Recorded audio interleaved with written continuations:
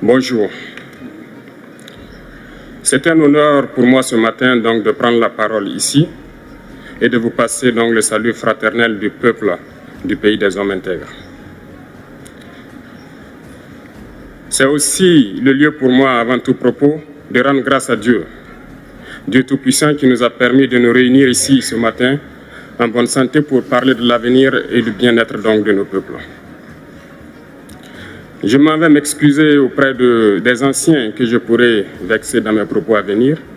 Africanité oblige, les droits d'aînesse, je me dois de m'excuser. Camarades, j'ai quelques questions donc de ma génération, mille et une questions qu'on se pose. Mais nous n'avons pas de réponse.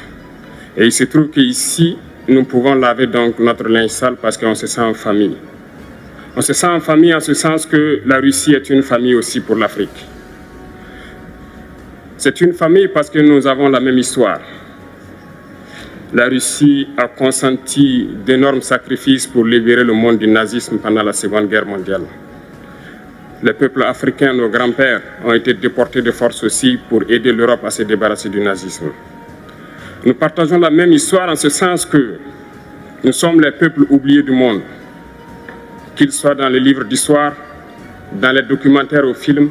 On tend donc à balayer le rôle prépondérant qu'a joué la Russie et de l'Afrique dans cette lutte contre le nazisme. Nous sommes ensemble parce que actuellement nous sommes là pour parler de l'avenir de nos peuples, de ce qui va advenir demain, de ce monde libre auquel nous aspirons, de ce monde sans ingérence dans nos affaires internes. Nous avons les mêmes perspectives et je souhaite que ce sommet soit l'occasion donc de pouvoir tisser de très bonnes relations en vue d'un meilleur avenir de nos peuples. Les questions que mes générations se posent sont les suivantes, si je peux me résumer. C'est de ne pas comprendre comment l'Afrique, avec tant de richesses sur notre sol, avec une nature généreuse, de l'eau, du soleil en abondance, l'Afrique est aujourd'hui le continent le plus pauvre. L'Afrique est un continent affamé. Et comment se fait-il que les chefs d'État traversent donc le monde à mendier? Voici des questions que nous nous posons et que nous n'avons pas de réponse jusque-là. Nous avons l'occasion de tisser de nouvelles relations. Et j'espère que ces relations puissent être les meilleures pour donner un meilleur avenir à nos peuples. Ma génération me charge aussi de dire que, par ce fait de pauvreté, ils sont obligés de traverser l'océan pour essayer de rallier l'Europe. Ils meurent dans l'océan. Mais que prochainement, ils n'iront pas traverser parce qu'ils viendront devant nos palais pour chercher leur pitance quotidienne. Pour ce qui concerne le Burkina Faso, aujourd'hui, nous sommes confrontés depuis plus de 8 ans à la forme de manifestation la plus barbare, la plus violente du néocolonialisme, de l'impérialisme. L'esclavage qu'on tend encore à nous imposer. Nos dévanciers nous ont bien appris une chose. L'esclave qui n'est pas capable d'assumer sa révolte ne mérite pas que l'on s'apitoie sur son sort. Nous ne nous apitoyons pas sur nos sorts, on ne demande pas que quelqu'un s'apitoie sur notre sort.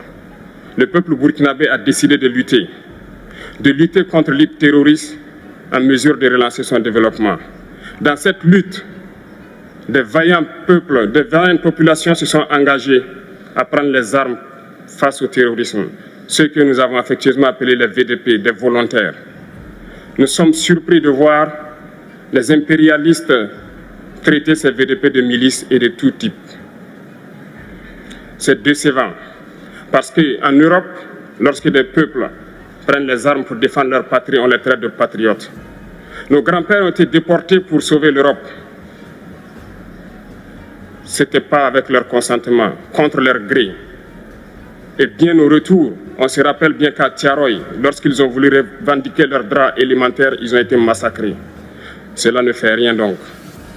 Lorsque nous, peuple, nous décidons de nous défendre, on nous traite de milices. Mais là n'est pas le problème.